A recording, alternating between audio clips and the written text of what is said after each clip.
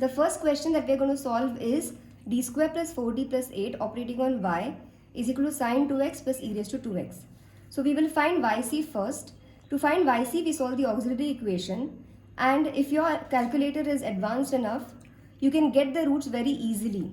But sometimes when the roots are either complex or irrational, you might have to use the discriminant method. The discriminant method is this.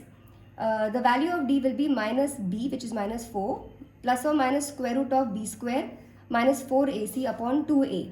So in this case, we see that we are getting complex roots. So d becomes minus 4 plus or minus root of minus 16 divided by 2, which is minus 4 plus or minus 4i by 2, which is minus 2 plus or minus 2i. So since these are complex conjugates, the formula for yc is e raised to alpha x into bracket c1 cos beta x plus c2 sin beta x. Here alpha is minus 2, beta is 2.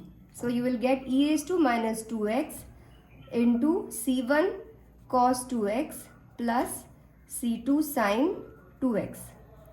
Okay, let us call this as equation number 1. Now to find yp, first let us see what is capital X. Okay, so the entire function on the right hand side has to be called capital X. Capital X in this case is sin 2x plus e raised to 2x. As you can see, capital X is made up of two different types of functions, sin and e. Now each of these functions have ready-made formulae in the shortcut method. So I'm going to call this as x1 plus x2, where x1 is sin 2x and x2 is e raised to 2x.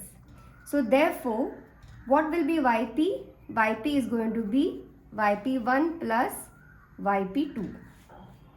Okay.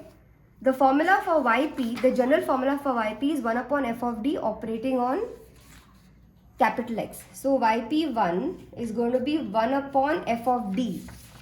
F of d is d square plus 4d plus 8 operating on sin 2x.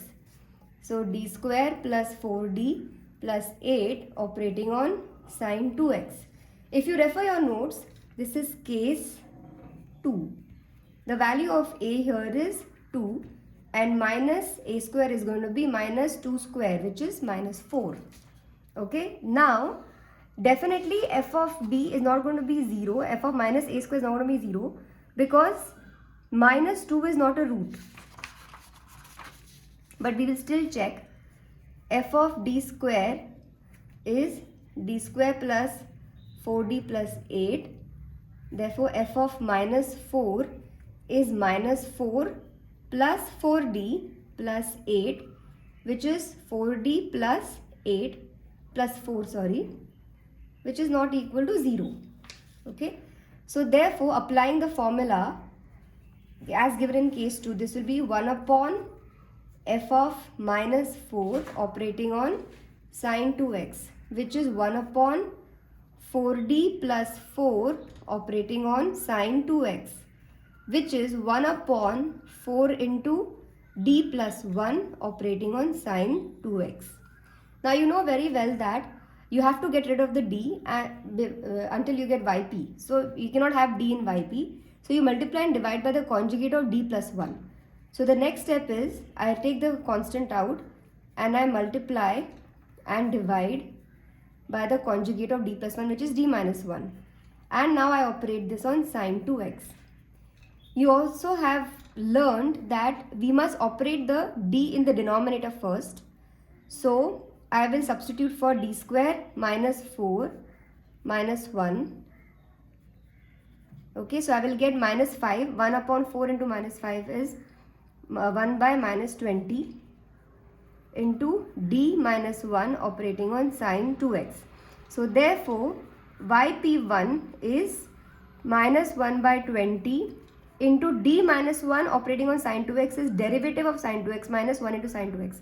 Derivative of sin 2x is 2 cos 2x minus sin 2x. Okay, so let me call this as 2. Now we have to find yp2. So next, yp2 is equal to 1 upon d square plus 4d plus 8 operating on e raised to 2x, which was your x2. Now again 2 is not a root of this, so definitely f of 2 is not going to be 0. So this will simply be 1 upon f of 2 into e raised to 2x, which is 1 upon f of 2 is, wherever there is d you put 2. So this is 1 upon 4 plus 8 12 plus 8 20 e raised to 2x. So therefore yp2 is 1 upon 20 e raised to 2x. So this becomes your equation number 3. Therefore yp is yp1 plus yp2, which is minus 1 by 20 into 2 cos 2x minus sin 2x plus 1 by 20 into e raised to 2x.